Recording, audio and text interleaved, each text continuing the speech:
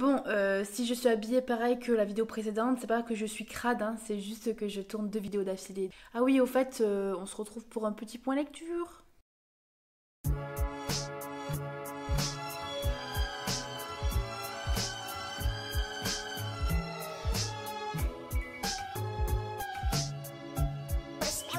Dans ce nouveau point lecture, je vais vous présenter 3 livres, dont 2 classiques et un livre, on va dire, un peu plus contemporain. En février, j'ai lu Le portrait de Dorian Gray d'Oscar Wilde, donc mon premier de l'auteur. Je pense probablement mon dernier parce que ça n'a pas été une franche réussite. Comme son nom l'indique, on va suivre Dorian. Dans le premier chapitre, il est portrait, comment dire, le modèle du peintre Basile qui fait son portrait en fait. Donc Basile, pour replacer, fait le portrait de Dorian. On sent que Basile a une certaine admiration pour la beauté du jeune Dorian, voire plus si affinité. Voilà, on sent qu'il n'est pas insensible à son charme. À côté de ça, nous avons Henri aussi qui arrive dans ce petit duo, interrompre cette petite mascarade, ce petit moment artistique, et il va rencontrer Dorian et Henri va être, si vous voulez, le petit démon sur l'épaule de Dorian en fait, parce qu'il va vraiment l'influencer d'une mauvaise manière, si on peut dire. Ah, j'arrive pas avec ce livre, hein. Oh, très vite, Basile réussit le portrait de Dorian qui est vraiment majestueux, magnifique, qui le représente à merveille.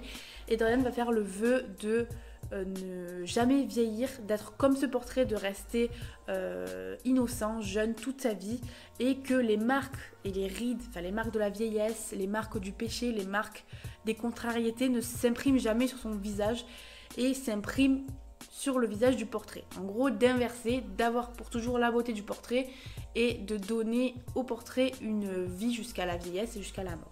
Et donc ce roman, qualifié comme gothique, va être cette histoire de Dorian en fait, qui évolue dans le milieu un petit peu mondain. Qu'est-ce qu'il devient, qu'est-ce que ça change, le vœu qu'il a fait, le souhait qu'il a eu d'échanger un peu sa vie avec le portrait, de vendre un peu son âme au diable, qu'est-ce que ça a eu comme effet sur lui, sur son apparence, mais aussi sur son caractère, sur son âme en fait, tout simplement. Et pourquoi je n'ai pas aimé ce livre? Parce que, bon, déjà pour le côté... Je ne renie pas les côtés très positifs du livre, c'est-à-dire qu'il y a une certaine intelligence dans l'écriture. Pourquoi je n'ai pas aimé ce livre? Alors déjà parce que c'est vrai que l'ambiance de Londres, du brouillard, l'ambiance un petit peu gothique, c'est pas quelque chose qui me plaît particulièrement, c'est pas quelque chose dont je suis très sensible, mais voilà, c'est personnel. C'est quelque chose qui me laisse un peu de marbre, qui même me plaît pas plus que ça dans les livres, donc c'est vrai que retrouver ça m'a pas tant plu que ça, au contraire. De plus, le personnage de Dorian est vraiment horrible, mais je pense que c'est fait vraiment intelligemment fait par l'auteur, c'est fait exprès hein, qu'on le déteste parce que c'est quelqu'un de très peu recommandable. Au fur et à mesure, il est de pire en pire, donc clairement, c'est un homme à éviter, voilà. Donc c'est vrai que il m'a mis très mal à l'aise à certains moments, il m'a même rendue anxieuse et j'aime pas être anxieuse quand je lis des livres en fait, j'aime pas stresser, j'aime pas être mal à l'aise, j'aime pas me sentir oppressée, étouffée, à part dans certains thrillers, mais là c'était différent, c'était vraiment un mal-être, il m'a pas mis bien ce livre, il m'a vraiment mis dans un sale état et j'ai pas aimé ça, j'ai pas aimé mon état pendant que je le lisais et c'était notamment dû au personnage de Dorian qui m'a vraiment rendu mal à l'aise, qui est pour moi le diable en personne en fait, tout simplement. Il n'y a aucun personnage vraiment qui a su rattraper ce côté-là parce que autant Basile est un peu attachant mais j'ai eu plus de pitié pour lui qu'autre chose, autant Henri est totalement détestable, c'est un mec qui aime faire parler de lui, qui aime être un peu le rebelle dans les dîners mondains et ses discussions, ses dialogues, ça tournait beaucoup plus à la démonstration, en fait, toujours démontrer son avis le plus absurde possible pour épater la galerie, c'était chiant. Donc j'ai pas du tout aimé ce personnage, j'ai pas du tout aimé ses repas mondains où il essayait de faire un peu le mec qui avait raison sur tout et qui voulait convaincre tout le monde, j'ai pas aimé ces moments-là. Donc voilà, comme on se trouve dans l'aristocratie anglaise de la fin du 19e, autant vous dire que voilà, c'est pas un milieu qui me passionne, qui me fascine, et voilà, quand on s'éternisait pendant les dîners, etc., c'était quelque chose qui me gonflait plus qu'autre chose. Mais en même temps, Oscar Wilde a voulu dénoncer une hypocrisie dans l'aristocratie et la noblesse anglaise, donc c'est pour ça qu'on se trouvait dans ce milieu-là, ce qui paraît logique, puisque lui-même a été malmené par son propre pays, il a été condamné pour son homosexualité, rappelons-le, par son propre pays, donc c'est sûr qu'il a voulu dénoncer une hypocrisie, il a voulu dénoncer... voilà, que sous couvert d'une noblesse impeccable, etc., il se cachait beaucoup de choses, en fait, sous les belles apparences, etc., notamment sous l'apparence pure et dure de Dorian, qui reste éternellement jeune, et du coup, bah, on ne douterait pas de tout ce qu'il peut faire de monstrueux à côté de cette apparence un peu angélique, quoi. Donc ça, c'était bien fait parce qu'il y a des choses très implicites, les relations entre les personnages, voilà, il y a une certaine, comment dire, certains sous-entendus à propos de leur sexualité, hein, certains seraient homosexuels, donc là, ils pouvaient pas le dire librement, l'écrire librement, donc c'est à nous de l'imaginer. Enfin, il y avait des choses bien faites, il y avait des choses à chercher entre les lignes et à lire, et ça, j'ai bien aimé, en fait, ce travail de recherche-là. Le fait qu'ils mettent en avant le beau, en fait, l'art aussi. Enfin voilà, toutes ces réflexions-là, ces idéaux-là, j'ai bien aimé en fait qu'ils mettent aussi, qu'ils écrivent d'une écriture très belle, hein, poétique, etc., qui lui est propre. J'ai bien aimé tout ça, mais ce qui est de l'ambiance, les personnages, le climat de l'histoire, enfin... et même toute l'histoire m'a un peu ennuyée, j'avoue, je me suis vraiment ennuyée dans cette histoire. Malgré tout ça, j'ai quand même des scènes qui me resteront ancrées pour le restant de mes jours. La scène finale, je l'ai encore dans ma tête, enfin, une scène aussi au milieu du roman, enfin bref, il y a plein de scènes qui sont marquantes pour moi et choquantes. C'est un classique très très noir, hein, et gothique, ça porte bien son nom, mais très très très très noir. Pour ceux qui seraient intéressés, je pense qu'il a plu énormément à certaines personnes, donc je sais que ce roman peut plaire, je sais que c'est juste moi qui n'ai pas été sensible à ces thématiques, à cette manière d'écrire, à cette intrigue, tout simplement, à ces personnages qui n'ai pas aimé, et je sais que, je vais pas dire je suis passée à côté parce que c'est comme si c'est moi qui n'avais pas compris, j'ai compris l'essence de l'histoire, mais je me suis ennuyée, je peux pas dire autre chose que ça, je me suis vraiment ennuyée, et il m'a mis mal à l'aise. Et même si j'adore la noirceur quand même potentielle de l'auteur, qu'a mis l'auteur dans ce roman, c'est vraiment exceptionnel. Je reconnais, voilà, les qualités de l'œuvre, mais je peux pas dire autre chose que moi, ça ne l'a pas fait avec moi, et je suis pas sensible à tout ça, à son œuvre, je n'ai pas été sensible en fait, tout simplement. On va passer à un deuxième classique, Jack London de Cro-Blanc. Donc comme avec Oscar Wilde, c'était mon premier de l'auteur. J'ai aussi Martin Eden dans ma palle, donc il me tarde de le lire aussi. Cro-Blanc, c'est tout simplement un loup qui est né dans la nature, mais qui, dans son parcours, va croiser le chemin de l'homme, va être apprivoisé et va connaître de multiples maîtres et de multiples vies différentes, parce que en fonction des maîtres, sa vie va radicalement changer en bien ou souvent en mal. Alors ben voilà, ce point lecture ne va pas être forcément très sympathique à regarder, parce que c'est encore une déception, voilà. Tout simplement pour d'autres raisons que l'Oscar Wilde. L'Oscar Wilde, je m'attendais à rien en particulier, j'étais même un petit peu réticente, et voilà, ça a confirmé mes craintes. Ici, je m'attendais à adorer, parce que moi j'adore les chiens, j'adore les animaux. On me dit tu vas suivre un chien loup, enfin voilà, un loup si on veut dire, un loup apprivoisé, voilà. Et dans sa vie, voilà, tout au long de sa vie, je me suis dit, ben voilà, Banco, j'adore, je vais adorer. Et puis bon, Jack London, je sais pas, je sentais que ça allait le faire. Et en fait, non, ça ne l'a pas fait, parce que je me suis peut-être bercée d'illusions, je ne sais pas. En fait, ce qui m'a perdue aussi, c'est que souvent dans les magasins, dans les librairies, ce livre est classé pour à partir de 10 ans. Mais je suis désolée, ce livre, ne le faites pas lire à des gosses de 10 ans sans qu'ils soient avertis de la violence qu'il contient, parce que même si on est avec des loups, justement, nous sommes avec des animaux sauvages. Donc il va y avoir énormément de bagarres avec les chiens, de tueries, de batailles à mort, quoi. Je veux dire, voilà, clairement. De batailles, d'égorgements, enfin, je veux dire, c'est de la violence pure et dure. Donc, voilà, si votre gosse est sensible, qu'il a 10 ans, qu'il veut lire Cro-Blanc, faites attention, parce que il y a beaucoup plus de violence que ce qu'il n'y paraît, et moi ça m'a choqué qu'on puisse faire lire ça à des gosses, voilà, pré-ado, enfin ça me semble un petit peu tôt, mais bon. Là, le fait de suivre un animal qui subit des violences, que ce soit de l'homme, d'autres animaux, et qui aussi reproduit ces violences-là, ça a été trop pour moi, enfin voilà, pour quelqu'un qui adore les animaux, c'était trop. Ça m'a vraiment un peu déchiré le cœur chaque fois que je lisais. Et j'ai trouvé pas mal de redondance en fait dans les violences. Voilà, c'est souvent la même chose, c'est souvent Cro-Blanc qui se bagarre avec d'autres chiens, qui se fait frapper, qui machin. Au bout d'un moment, le trop plein de violence a fait que, limite, on était habitués, quoi. Je veux dire, bon, Cro-Blanc, il s'est encore pris une raclée, comme la page précédente, et après, à la fin, Cro-Blanc, il a encore mis une raclée, et puis après, à la fin, on s'habitue, et du coup, il n'y a plus de surprise, il n'y a plus d'émotion, parce que, finalement, Cro-Blanc est un loup qui est aussi cruel qui fait des choses aussi cruelles que ce qu'il subit, parce que forcément c'est un animal, donc il rend un peu, enfin lui aussi il rend les coups, et lui aussi il a une envie de domination par rapport aux autres chiens ou aux autres loups, et forcément j'ai trouvé ce personnage quand même très tyrannique et pas du tout attachant, et à partir du moment où tu es toujours dans la tête d'un loup et que tu le trouves pas attachant, voilà, enfin je veux dire, qu'est-ce que tu peux faire, enfin à part ne pas accrocher à l'histoire tout simplement. Donc pour moi j'ai trouvé voilà que c'était trop atroce, trop cruel, et qu'à force mon cœur s'est peut-être un peu blindé. J'ai eu des moments où forcément il m'a fait pitié, voilà, on va parler quand même de combats de chiens à certains moments, donc je vous préviens quand même. Il y a des moments qui m'ont touchée, comme par exemple au début quand il découvre la nature en tant que louveteau, c'est tellement touchant en fait ce chapitre là-dessus, c'est qui découvre la vie, qui en fait fait ses propres erreurs pour pouvoir apprendre de lui-même, qui fait son apprentissage de la vie, c'est trop beau. Et ça je me souviens de certains passages heureux de ce livre qui m'ont réchauffé le cœur, mais ces passages heureux sont pour moi trop rares. Ok, ça a eu l'effet de se dire, voilà, les moments heureux, c'est trop cocooning, c'est trop doudou, je les aime et je les apprécie d'autant plus. Mais d'un autre côté, j'ai passé mon temps à stresser pour Cro-Blanc et à le détester aussi pendant l'histoire, donc c'est pas forcément le but, je pense.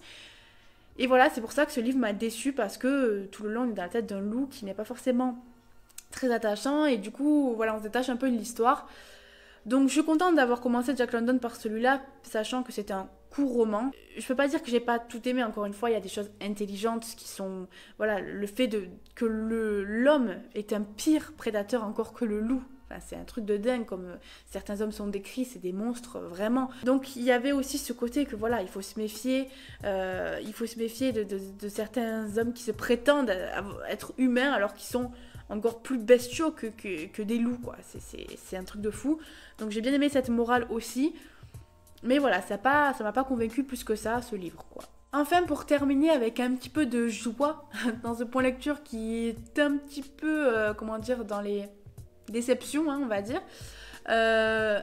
Donc je termine avec Le secret du mari de Liane Moriarty. Encore une fois, une première, je n'avais jamais lu de Liane Moriarty. Ici, voilà, vraiment une ambiance totalement différente de ce qu'on a vu, pas de classique. On est dans un roman contemporain. On va suivre 3 femmes. On est en Australie, à Sydney, je crois. Donc on suit la première femme qui s'appelle Cecilia. Cecilia, c'est un peu Brie Van de Camp, si vous connaissez Desperate Housewives.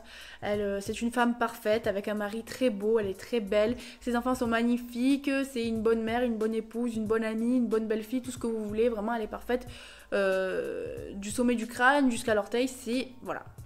Et en fait, un jour, elle va aller dans le grenier, elle va tomber sur une lettre. L'enveloppe, dessus, il y a marqué « À lire qu'après ma mort » et c'est l'écriture de son mari. Du coup, elle sait pas trop quoi faire. Est-ce qu'elle doit l'ouvrir? Est-ce qu'elle doit pas l'ouvrir? Est-ce qu'elle doit en parler à son mari? Pas à son mari? Et en fait, ce que j'ai aimé, c'est que toute l'histoire de ce livre découle de ce choix-là, du choix de Cecilia. Va-t-elle ou non ouvrir l'enveloppe? Qu'est-ce qu'elle va faire? Mais voilà, ce n'est pas tout, puisqu'on va suivre d'autres personnages, dont Rachel, qui est une grand-mère un peu gâteau. Elle gâte un petit peu son petit-fils Jacob quand il vient chez elle, mais elle apprend qu'en fait, les parents de Jacob, donc son fils et sa belle-fille, veulent déménager à New York et emporter donc Jacob avec eux. Et elle ne veut pas en fait perdre son petit-fils, sachant qu'elle a vécu une tragédie dans son passé. Rachel, elle a vraiment de lourdes peines, une souffrance impossible à éteindre en fait.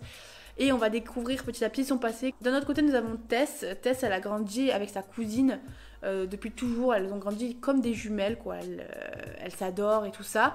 Et elle a fondé une entreprise avec sa cousine et son mari, sauf qu'elle apprend que son mari est tombé amoureux de sa cousine et vice-versa. Donc voilà, qu'est-ce qui va se passer ensuite entre eux, est-ce qu'ils vont divorcer, voilà. Et en fait, donc, Tess part chez sa mère, et sa mère, il se trouve que c'est une des voisines, si l'on peut dire, de Rachel et de Cecilia. Donc en fait, ces femmes vont se côtoyer en fait dans un même quartier résidentiel. Donc il y a ce petit côté quand même Desperate Housewives avec les belles maisons, les belles haies, etc. Les petites commères et tout. Qu'est-ce qui se passe derrière les portes, voilà, dans les chaumières. Voilà, il y a ce petit côté-là, Desperate Housewives, très réconfortant. Et ce que j'ai aimé dans la plume et dans les personnages, c'est qu'il y a ce côté très cocooning, presque réconfortant. On sent qu'il y a quand même un drame qui couve, mais on sent que pour le moment, ben, on est avec les petites vies de nos personnages qui sont à peu près tranquilles, hein, même si elles ont quand même des secrets, hein, comme le dit le titre. Il y a quand même pas mal de secrets, pas mal de petites failles dans la vie de nos personnages, et elles ont pas mal de choix à faire aussi. Après voilà, moi c'est un livre que je trouve, si vous voulez lire un roman addictif, à foncer parce qu'il se bouffe. Il est divisé en 7 jours de la semaine, en plus c'est la semaine de Pâques je crois, donc moi je l'ai lu avant avril, donc c'était nickel. Donc nous on se l'est fait en une semaine avec ma copine, on a divisé en 7 jours, etc. Mais on avait trop envie chaque fois d'embrayer sur le jour d'après, tellement c'était addictif, tellement ça se bouffe, tellement ça se lit vite. C'est juste incroyable. J'ai aimé aussi l'humour dans la plume, une certaine causticité aussi dans la plume, et aussi dans les personnages hein, qui sont assez drôles. Il y a un comique de caractère, de situation. On a un point de vue alterné de ces trois femmes, donc ça va très vite, le rythme est très soutenu. Et j'ai aimé voilà, être toujours entre guillemets en immersion dans leur tête, être vraiment... vraiment dans leur psychologie, dans leur propre tête, et voir ce qui se passe, en fait, comment elles perçoivent les dialogues, comment elles encaissent les coups, enfin voilà, c'était assez psychologique. C'est vraiment voilà, c'est vraiment un tout, c'est une plume contemporaine, quelque chose de très voilà, une plume blanche contemporaine, quelque chose de très addictif, d'assez réconfortant, mais on sent quand même qu'il y a de la noirceur qui petit à petit prend de l'importance, et voilà, pour éclater à la fin. Bizarrement, c'est la fin qui m'a le moins plu et qui a un peu fait redescendre un peu la hype en fait. Parce que j'ai pas été ravie des choix derniers de l'autrice. La fin est assez ouverte, j'en dis pas plus. J'ai pas été voilà, très comment dire, emballée par le choix de l'autrice par rapport à certains personnages, par rapport à certaines intrigues. Voilà, l'épilogue ne m'a pas plus plu que ça. Dans le prologue, on fait une comparaison avec Pandore qui a ouvert la boîte et tous les mots s'en sont échappés hein, dans la mythologie grecque. Et c'est un peu ce qui se passe avec Cecilia et la lettre de son mari. Est-ce qu'elle va l'ouvrir ou non? Qu'est-ce qui va s'en échapper si elle l'ouvre? Et j'ai aimé ce parallèle-là qui est très intelligent hein, et très pertinent. Mais voilà, dans l'épilogue, j'ai pas trop compris, j'ai compris, mais j'ai pas aimé le fait de faire une fin ouverte. Et j'aimerais une suite en fait, j'aimerais juste une suite pour voir ce que sont devenus nos personnages, quel chemin ils ont emprunté, etc. Parce que l'autrice aime bien la thématique des destinées, de multiples destinées possibles en fonction des choix des personnages, qu'une destinée n'est jamais rectiligne, qu'une destinée, voilà, elle peut toujours opérer des virages en fonction des choix, des choix qu'on peut faire dans notre vie. Est-ce qu'on pardonne, est-ce qu'on ne pardonne pas, est-ce qu'on change totalement de vie, est-ce qu'on change totalement de métier, est-ce qu'on décide de tourner la page du jour au lendemain, est-ce qu'on va rencontrer tel ou tel personnage, est-ce qu'on donne la chance à tel ou tel personnage dans notre vie. Voilà, tout ça c'est une question de choix tout simplement, et j'ai aimé que l'autrice s'attarde sur cette thématique-là. Quand je vois cette couverture, quand je me rappelle ce livre, je me rappelle un excellent moment de lecture, et voilà, je peux que vous le conseiller si vous avez envie de bouffer du livre, de bouffer quelque chose d'intelligent, enfin de bouffer quelque chose d'intéressant, d'addictif, qui vous fera passer un chouette après-midi ou un chouette week-end, une chouette semaine, je ne sais pas. Mais voilà, c'est vraiment, je vous conseille, si vous aimez peut-être le côté Desperate Housewives, le côté contemporain, noir, voilà, qui glisse un peu vers la noirceur, mais d'une manière assez insidieuse, hein, qui n'est pas très noir, suspense à fond, etc. Qui reste vraiment penché versé dans le contemporain, on va dire. Voilà, écoutez, j'en ai fini pour ce petit point lecture qui a duré longtemps. Je ne sais pas quand on se retrouvera et pour quelle vidéo exactement. Je vais essayer de voir peut-être alterner avec quelque chose d'autre avant de refaire un point lecture. Dans tous les cas, je vous remercie d'avoir visionné cette vidéo jusqu'au bout. Vous pouvez aimer, partager, commenter la vidéo si ça vous chante. Ça me ferait plaisir de parler avec vous comme d'habitude. Et puis je vous souhaite une très bonne semaine, un très bon week-end, une très bonne soirée, je ne sais quoi. Mais je vous souhaite que du bonheur. Bisous!